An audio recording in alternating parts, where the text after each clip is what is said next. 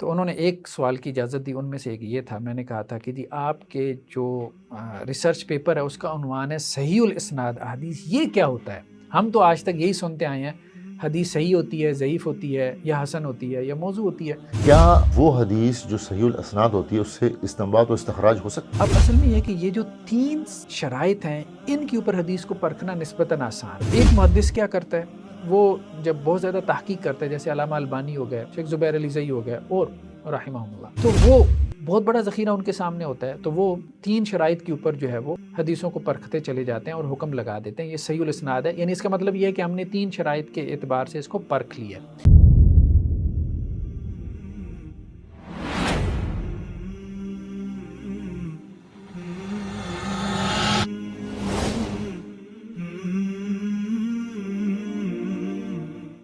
Doctor صاحب یہ بتائیے کہ مرزا صاحب نے تو یہ فرمایا ہے کہ وہ صحیح الاسناد احادیث کی روشنی پہ انہوں نے ریسرچ پیپر لکھا ہے، تو کیا صحیح الاسناد احادیث کی کوئی حیثیت نہیں ہے؟ جب آپ مجھے بتائیے کہ ہمارے ملک میں جو خاص طور پہ سلفی طبقہ ہے وہ تو بولتے ہی ہیں کہ جی ہم نے سب کچھ صحیح احادیث یا حسن احادیث کے مطابق کرنا ہے، تو آپ مجھے بتائیے کہ کیا اس کی کوئی حیثیت نہیں؟ جی بسم اللہ الرحمن الرحیم۔ ڈاکٹر صاحب دیکھیں، یہ ان کے کتابچے کا عنوان ہے واقعہ کربلا کا حقیقی پس منظر 72 صحیح الاسناد احادیث کی روشنی۔ ٹھیک ہے جی۔ اچھا، ہم نے کہا تھا کہ مرزا صاحب کے سورسز کیا ہیں، جی واقعہ کربلا کے پس منظر پہ گفتگو کرتے ہیں، ٹھیک ہے، کریں، بالکل کریں۔ قرآن تو بیان کوئی نہیں کیا، سیدھی سی بات ہے، ایک دو جگہ پہ آیات کے حوالے ہیں بس، اس کے علاوہ نہیں ہے۔ اس لیے کہ انہوں نے اپنا موضوع گفتگو احادیث بنائی۔ ہاں، کیونکہ یہ ظاہری بات ہے واقعہ کربلا قرآن میں تو نہیں آیا ہوگا نا، تو کہاں سے قرآن بیان کرتے ہیں، وہ بات سمجھ میں آتی ہے۔ ٹھیک، لیکن دیکھیں نا، اوپر جو ہیڈر چل رہا ہے، ہیڈر کیا چل رہا ہے، فرقہ واریت سے بچ کے صرف قرآن اور صحیح الاسناد احادیث۔ ٹھیک ہے، ٹھیک ہے، بات یہ ہے کہ قرآن میں تو یہ ہے نہیں اور آپ نے بھی بیان نہیں کیا، وہ تو نکل گیا۔ آپ کا کہنے کا مطلب ہے کہ انہوں نے اپنی ہیڈنگ میں قرآن لکھا ہے، ہاں، اور لکھا جو تاثر کچھ یہ دیا ہے کہ یہ جو میں فکر پیش کر رہا ہوں یہ قرآنی فکر ہے۔ وہ کچھ مسٹیکس ہو جاتی ہیں، آپ کو پتہ ہے، ہم جب ہمارے سامنے اسٹوڈنٹس آتے ہیں M Phil P H D کے، تو وہ بعض اوقات لکھ کچھ دیتے ہیں، ٹائٹل کچھ ہوتا ہے، اندر کچھ ہوتا ہے، تو اگر وہ ہو جاتی ہے۔ ٹھیک ہے، بہرحال چلیں، یہ ایک مبالغہ ہو گیا، ٹھیک ہے۔ لیکن دوسری بات انہوں نے کہی کہ قرآن اور صحیح الاسناد احادیث۔ ٹھیک ہے جی۔ اچھا، میں نے یہی کویسچن جا کے مرزا صاحب سے کیا تھا، ہماری ملاقات ہوئی تھی، ٹھیک ہے، ہم جہلم گئے تھے 4 ساتھی، 5 سوالات ہم نے ان کو دیے تھے، اور وہ بھی تقریباً آپ کہیں کہ جی مہینہ پہلے دیے تھے۔ تو انہوں نے ایک سوال کی اجازت دی، ان میں سے ایک یہ تھا، میں نے کہا تھا کہ جی آپ کے جو ریسرچ پیپر ہے اس کا عنوان ہے صحیح الاسناد احادیث، یہ کیا ہوتا ہے؟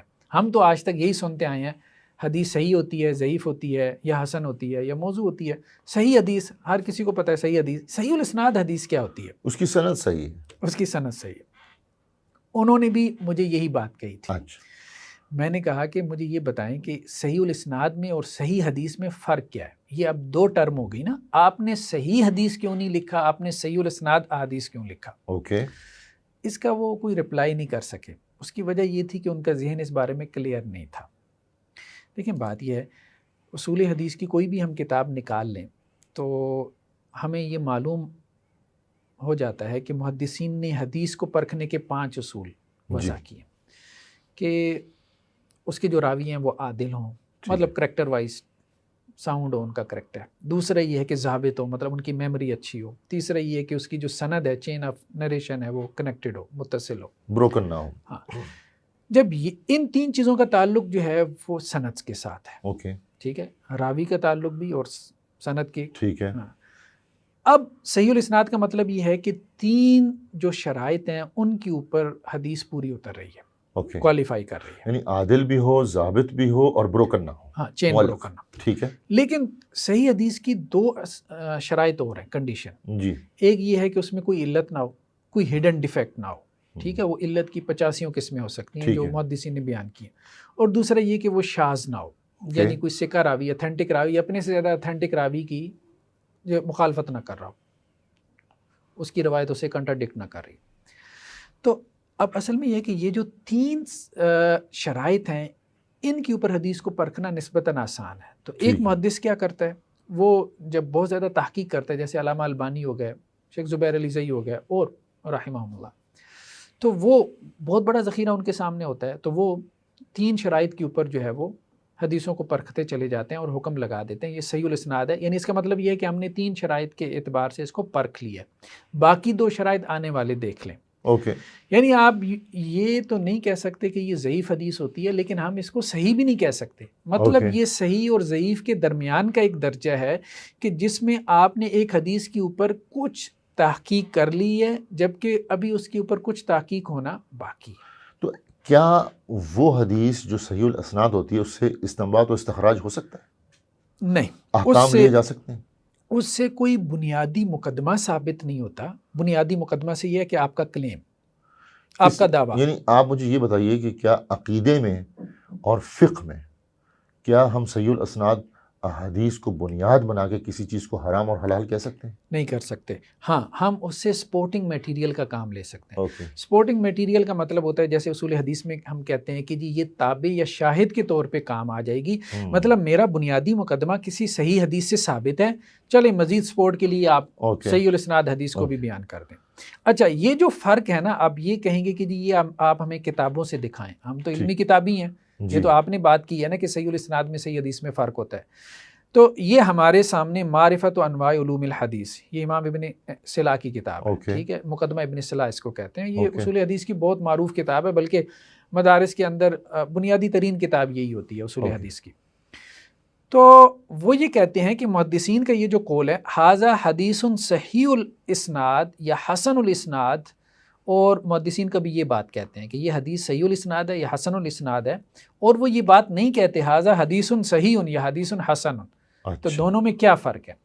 لأنه قد يقال هذا حدیث صحیح الاسناد، کیونکہ بعض اوقات یہ ہوتا ہے کہ صحیح الاسناد کہا جاتا ہے حدیث کو ولا یصح، لیکن وہ صحیح نہیں ہوتی. کیوں؟ لکونہ شاذا او معللا، کیونکہ وہ حدیث شاذ ہوتی ہے یا اس میں کوئی علت ہوتی ہے. کوئی صحیح الاسناد حدیث ضعیف ہو سکتی ہے اگر شاذ ہو.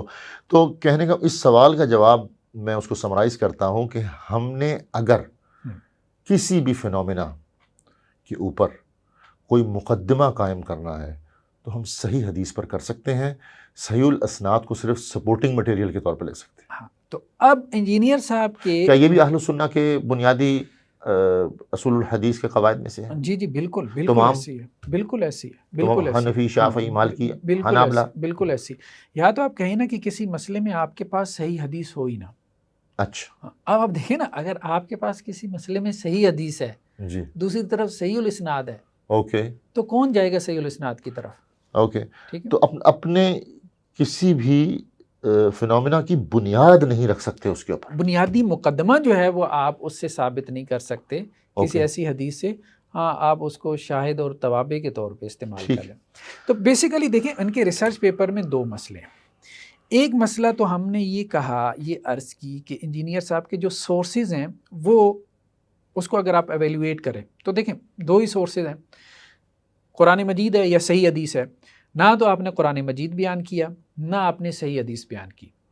انہوں نے ڈاکٹر صاحب لکھا ہی صحیح الاسناد ہے، اور آپ یہ فرما رہے ہیں کہ مقدمہ قائم نہیں کیا جا سکتا صحیح الاسناد کے اوپر. برائے مہربانی مجھے یہ بتائیے کہ کتابی بات کرتے ہیں کہ سلف الصالحین میں یا علماء متاخرین نے کس نے یہ دعویٰ کیا ہے، کس نے یہ بات کہی ہے کہ ہم مقدمہ قائم نہیں کر سکتے صحیح الاسناد. دیکھیں، آپ جو بھی اصول حدیث کی کتاب جو ہے وہ اٹھا کے دیکھیں گے، جو بھی آپ اٹھا کے دیکھیں گے پوری دنیا میں، ہاں، وہاں یہی لکھا ہوگا کہ صحیح حدیث. اوکے، صحیح حدیث. یہ درمیان میں اصطلاح کہیں آپ کو ملے گی، جیسے امام ابن کثیر کے ہاں، امام ابن صلاح کے ہاں، کہ وہ کہہ دیتے ہیں کہ بعض اوقات محدثین یہ اصطلاح بھی استعمال کر لیتے ہیں صحیح الاسناد احادیث. ٹھیک ہے. اب آپ دیکھیں مرزا صاحب کا جو کتابچہ ہے 32 صفحات کا، 6 چیپٹرز ہیں. اس چیپٹر کا جو خلاصہ، اچھا یہ کتابچہ مرزا صاحب کی فکر کا خلاصہ ہے. اس کتابچے کا خلاصہ اس کا پہلا چیپٹر ہے، اور پہلے چیپٹر کا خلاصہ 2 حدیثیں، حدیث حذیفہ اور حدیث سفینہ، جو خلافت کے حوالے سے ہیں. اچھا، اس پہ ہم آگے چل کے گفتگو کریں گے. اچھا، میرے ذہن میں ایک بات آ رہی ہے، جو آپ نے اپنا مقدمہ قائم کیا ہے کہ جی اس میں قرآن تو ہے ہی نہیں، قرآن نہیں ہے تو قرآن کا لفظ کیوں لکھا ہے؟ پھر آپ کہتے ہیں جی مقدمہ قائم ہی نہیں ہو سکتا صحیح الاسناد حدیث کے اوپر. جی تو پھر میرے ذہن میں سوال آتا ہے کیا آپ کا کہیں آپ یہ دعویٰ تو نہیں کرنے لگے کہ مرزا صاحب اپنی فکر ثابت کرنے میں ناکام رہے ہیں؟ بالکل ایسے ہی ہے، بالکل ایسے یہ آپ کا دعویٰ ہے؟ جی بالکل ایسے ہی. پلیز اس کو ایکسپلین کریں کیونکہ دس از سم تھنگ ویری اسٹرینج. ہاں دیکھیں یہی بات ہم عرض کر رہے تھے کہ مرزا صاحب کی فکر کا خلاصہ یہ کتابچہ ہے. اس کتابچے کا خلاصہ پہلا چیپٹر ہے. پہلے چیپٹر کا جو خلاصہ ہے وہ 2 حدیثیں ہیں، حدیث حذیفہ اور حدیث سفینہ. ان 2 حدیثوں کو اگر مرزا صاحب نہ بیان کرتے تو آپ یوں سمجھتے کہ اس کتابچے کی کوئی بنیاد ہی نہیں ہے. اچھا ٹھیک ہے. اچھا ڈاکٹر صاحب آپ بہت بڑے بڑے دعوے کر رہے ہیں. ہاں نہیں بالکل ایسی ہے، بالکل ایسی ہے. یہ ہم اس پہ گفتگو، یہ اب کتابچے کا پیج نمبر 2 ہے مرزا صاحب کے. اس میں انہوں نے حدیث سفینہ بیان کی، حدیث حذیفہ بیان کی، یعنی جو ان کی کتابچے کی بنیاد ہے. ٹھیک ہے کہ خلافت 30 سال تک ہوگی. اسی سے تو وہ ثابت کرتے ہیں کہ حضرت امیر معاویہ رضی اللہ عنہ جو ہے وہ بادشاہ تھے. ٹھیک ہے. یا خلافت راشدہ کے بعد جو ہے وہ کاٹ کھانے والی ملوکیت آ جائے گی. ٹھیک ہے. ٹھیک ہے. تو اب ان روایتوں کے بارے میں کیا کہتے ہیں آگے حوالے دیتے ہوئے. ڈاکٹر صاحب معذرت کے ساتھ ان حدیث پہ ہم بعد میں ذکر کرتے ہیں. جو آپ کہہ رہے ہیں نا کہ وہ اپنی فکر ثابت کرنے میں ناکام رہے ہیں، تو مجھے یہ بتائیے، دیکھیں ماشاءاللہ اب آپ جو ہے ریسرچ سے آپ کا تعلق ہے، تو کیا ان کی میتھڈولوجی میں کوئی ایشو؟ ہاں دونوں ہیں. میں نے کہا ایک تو سورسز میں ایشو ہے، ٹھیک ہے، اور ایک میتھڈالوجی میں بھی ہے. وہ کیا؟ سورسز میں یہ ایشو ہے کہ یہاں دیکھیں ہر حدیث کے سامنے لکھا ہوا اسناد صحیحٌ، اسناد صحیحٌ، اسناد صحیحٌ، اسناد. یہاں ہر حدیث کے سامنے، یعنی اچھا تحقیق بھی اپنی نقل نہیں کر رہے، کہہ رہے ہیں علامہ البانی نے کہا، شیخ زبیر علی زئی نے کہا، شیخ ارناؤت نے کہا، کیا کہا؟ اسناد صحیحٌ. اچھا آگے پھر لکھ رہے ہیں اگلی حدیث، شیخ البانی نے کہا، شیخ زبیر علی زئی نے کہا، اسناد صحیحٌ. آگے پھر لکھ رہے ہیں شیخ غلام مصطفیٰ ظہیر امن پوری نے کہا، اسناد صحیحٌ. آگے پھر جو ہے وہ کہہ رہے ہیں علامہ البانی نے کہا، شیخ زبیر علی زئی نے کہا، شیخ شعیب ارناؤت نے کہا، کیا؟ اسناد صحیحٌ. مطلب یہ ہے کہ آپ نے اپنی ہر حدیث جس سے آپ کا بنیادی مقدمہ ثابت ہو رہا ہے اس کے آگے آپ نے کیا لکھا ہوا ہے؟ اسناد صحیحٌ. تو گویا آپ کا جو سورس ہے وہ کمزور ہے. تو میتھڈولوجی کس طرح ویک ہوئی؟ ہاں میتھڈالوجی اس طرح سے ویک ہے کہ اب آپ دیکھیں کہ ویک ہے کہ غلط ہے؟ میتھڈالوجی آپ کہہ لیں کہ جو ہمارے ہاں ایک ٹرینڈ ہے، دیکھیں نا ٹرینڈ کی بہت اہمیت ہوتی ہے. جی اب یونیورسٹیز میں ریسرچ ہو رہی ہے، اسلامک اسٹڈیز کی بھی ڈپارٹمنٹ ہیں، سوشل سائنسز کے ہیں، ماشاءاللہ آپ نے بھی پی ایچ ڈی کی ہے باہر سے، تو ہم نے بھی پی ایچ ڈی کی ہے. ماشاءاللہ ہیومینٹیز میں ہو رہی ہے، سوشل سائنسز میں ہو رہی ہے. ریسرچ میتھڈالوجی بطور کورس ورک کے پڑھایا جاتا ہے ایم فل میں، پی ایچ ڈی کے اندر، اور اس پہ باقاعدہ جو ہے عالمی سطح پہ اس کے آپ کہہ لیں کہ جو سٹائلز ہیں وہ معروف ہیں. ٹھیک ہے. Chicago manual of the style ہے یا اے پی اے کا سٹائل ہے، سوشل سائنس ہیومینٹیز میں چلتے ہیں، سیٹ پیٹرنس ہے. ٹھیک ہے، اس کو فالو نہیں کیا گیا. اچھا، یعنی آپ کا کہنے کا مطلب ہے کہ اس وقت دنیا میں جو یونیورسٹیز ہیں ان کے اسلامک ڈپارٹمنٹس میں جس طریقے سے میتھڈولوجیکل اپروچز کو لیا جاتا ہے نہ اس کو فالو کیا. آپ نے ایک چیز اور بھی کہی تھی کہ احادیث کے حوالہ جو دیتے ہیں، جو ریفرنسز دیتے ہیں، اس میں بھی کچھ ایشو ہیں. وہ کیا ہے؟ ہاں یہ ایک تو پروفیسرز کی دنیا ہے نا، پروفیسرز کی دنیا کو تو انہوں نے فالو کیا نہیں نا، لیکن ہمارے یہاں جو ٹریڈیشنل ہے علماء کے ہاں چلا رہا ہے، ان سے پہلے بھی تو کتابیں لکھی جاتی رہی ہیں نا، ان کے ہاں بھی جو حوالہ دینے کا ریفرنسنگ کا طریقہ کار ہے اس کو بھی فالو نہیں کیا گیا. مثال کے طور پہ ہمارے ہاں قدیم طریقہ بھی یہی ہے اور جدید بھی یہی ہے. جی مدارس کا، یونیورسٹیز کا، ہاں یعنی ٹریڈیشنل علماء جو ہیں ہمارے، ان کا بھی یہی ہے اور پروفیسرز کا بھی یہی ہے.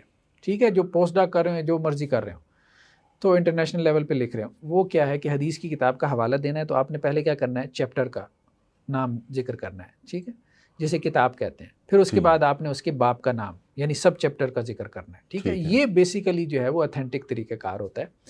اچھا اس میں کچھ علماء نے اس میں مزید اضافہ کیا یا ریسرچرز نے کہ آپ کی جو کتاب ہے آپ کے سامنے جیسے صحیح بخاری ہے تو آپ نے اس کے پبلشر کا نام ذکر کر دیا، اس کا والیوم اور پیج نمبر ذکر کر دیا.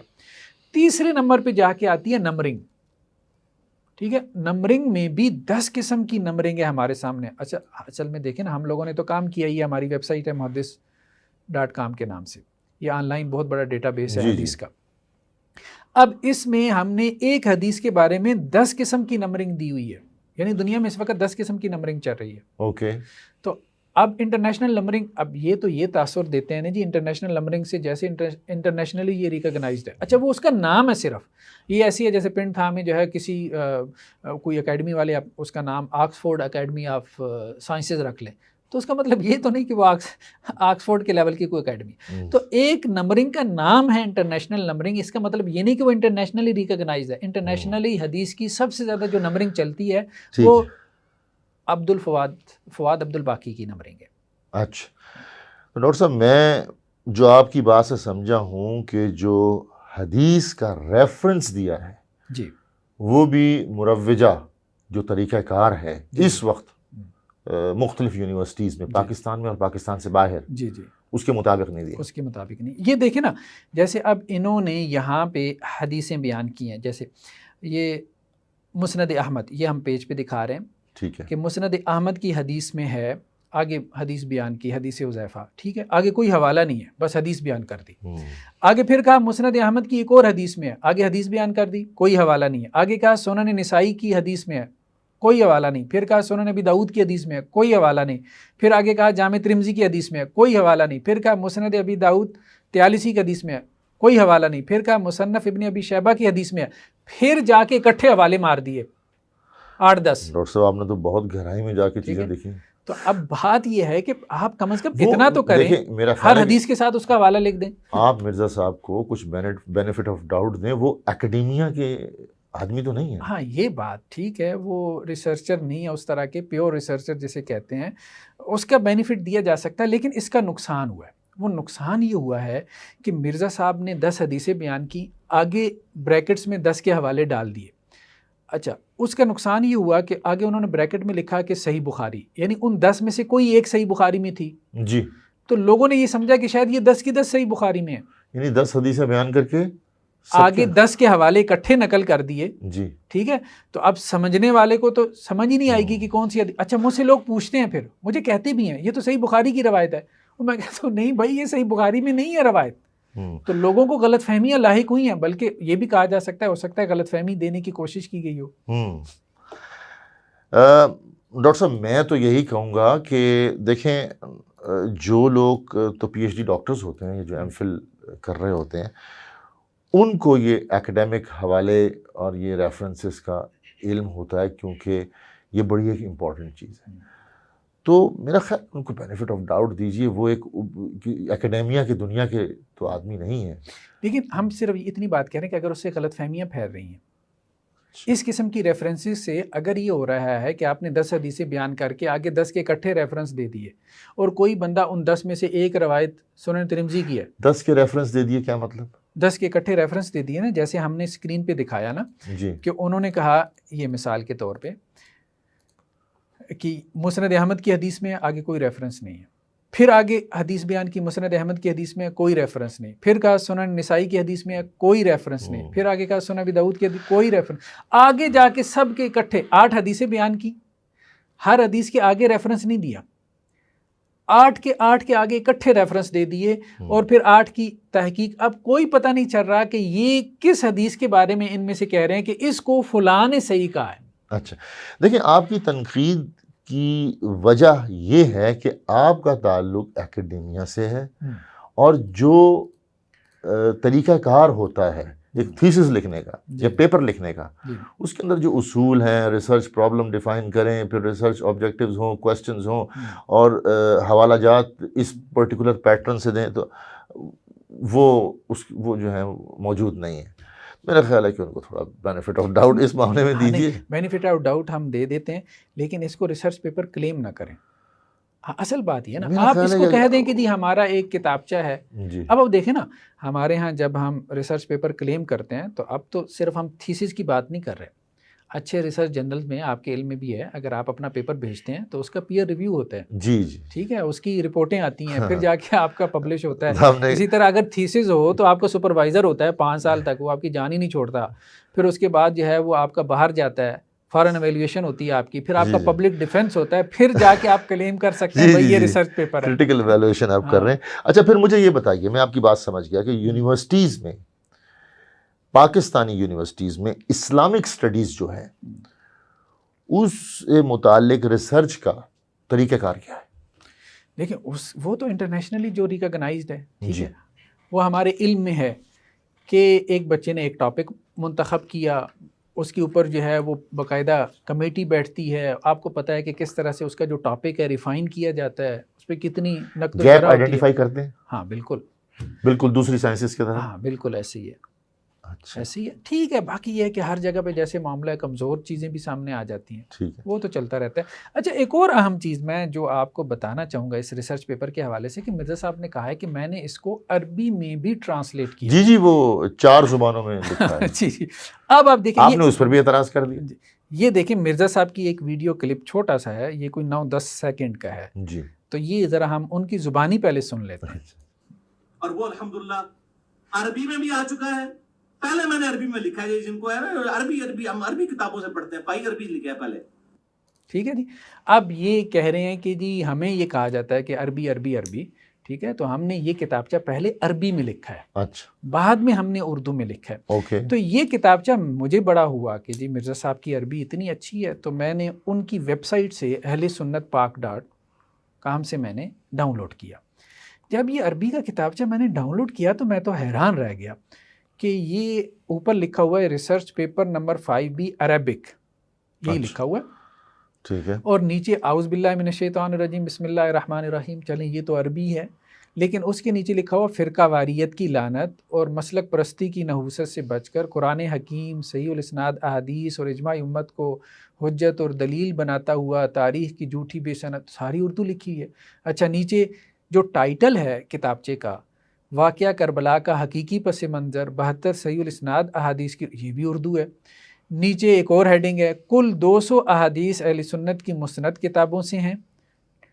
اچھا نیچے قرآن کی آیت لکھی ہوئی ہے۔ اب مطلب یہ کون سی عربی ہے مجھے بتائیں ڈاکٹر صاحب، کہ قرآن کی آیت تو کوئی بھی بندہ کہیں سے اٹھا سکتا ہے، جی اور اسی طرح حدیث کی کتابوں کے ترجمے ہوئی ہیں، لیکن حدیث کی کتابوں سب کی ایکسیس میں ہے، مطلب آپ کاپی پیسٹ کر سکتے ہیں نا، عربی میں ہے نا حدیث کی کتابیں۔ تو آپ نے کیا کیا کہ وہ جو حدیثیں تھیں عربی میں، آپ نے وہ سب کیا کی، کاپی پیسٹ کر دی اپنے کتابچے میں۔ اچھا، تو آپ نے کہا جی میں نے عربی میں لکھا ہے، باقی جہاں تک وہ کتابچے کا جو ہیڈنگ تھی وہ تک آپ عربی میں نہیں ٹرانسلیٹ کر سکے، کیونکہ وہ ہیڈنگ ہی آپ کی اپنی تھی، یا اس کا ہیڈر جو ہے۔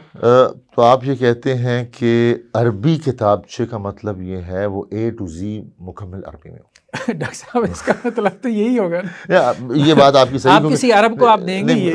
میں بھی اکیڈیمیا کا مطلب ہوں، مطلب میرا تعلق ہے اکیڈیمیا سے، یس اس کو ڈیفینڈ کرنا تھوڑا مشکل ہے۔ ہندی میں جو کیا انہوں نے اس کا کیا طریقہ کار ہے؟ خیر وہ میں نے نہیں دیکھا، اور وہ میں انگلش نے میں نہیں دیکھا، لیکن اس میں پھر وہی بات ہے، ایک چیز میں نے نوٹ کی ہے کہ انہوں نے اردو میں کچھ اپنے نوٹس لگائے ہیں، ٹھیک ہے، جیسے وہ حدیثوں کے نیچے نوٹس لگاتے ہیں اپنی طرف سے۔ کلیم تو ان کا یہی ہے نا کہ جی میں نے صرف حدیثیں بیان کی، ایسا نہیں ہے، وہ ہم ان کے نوٹس دیکھیں گے، ان کے کیا مطلب نوٹس لگائے ہیں؟ Footnotes? ہاں فٹ نوٹس لگائیں، اوکے، تو وہ آپ کو ٹرانسلیٹ شدہ نظر نہیں آتے۔ تو اس کا مطلب یہ ہے کہ آپ نے کیا کام کیا ہے، اب آپ نے انگریزی میں بھی اگر کتابچہ جو ہے وہ آپ کلیم کر رہے ہیں تو انگریزی میں ٹرانسلیشنز موجود ہیں، بہت اچھی اچھی ٹرانسلیشن موجود ہیں، آپ کاپی پیسٹ کریں اچھا احادیث کو۔ تو کہنے کا مقصد یہ ہے کہ صرف جو ہے نا ایک جیسے لگتا ہے کہ ایک جھوٹا روب آپ نے طاری کرنے کی کوشش کی ہے لوگوں کے اوپر۔ ان کے فالوورز ہیں ڈاکٹر صاحب، فالوورز تو اب آپ کہیں کہ جی 1.6 ملین ہے، آپ تو یہی کہیں گے، لیکن بات یہ ہے کہ 2 ملین فالوورز تو مفتی طارق مسعود صاحب کے بھی جو ہے وہ پہنچنے کو ہیں۔ کہنے کا مقصد یہ اگر ہم نے فالوورز ہی دیکھنے ہیں تو فالوورز تو اور بہت لوگوں کے بھی ہیں، علامہ ناصر مدنی صاحب کے بھی بڑے فالوورز ہیں۔ اچھا اب ہم حدیث کے اوپر آتے ہیں۔ آپ نے ذکر کیا جیسے کہ حدیث سفینہ، اور اس سے پہلے حدیث حذیفہ، تو اس کی سند پر آپ کیا بحث کرنا چاہتے ہیں؟ میرا خیال ہے پہلے حدیث حذیفہ بیان کر کے پھر بتائیے اس کی سند۔ آپ نے اس کی سند کے اوپر بھی اعتراض کیا کیا؟ جی انشاءاللہ ہم اس کو نیکسٹ ایپیسوڈ میں گفتگو کریں گے۔ اوکے، حدیث سفینہ بھی ہم نیکسٹ ایپیسوڈ میں کریں گے۔ جی انشاءاللہ، ٹھیک ہے۔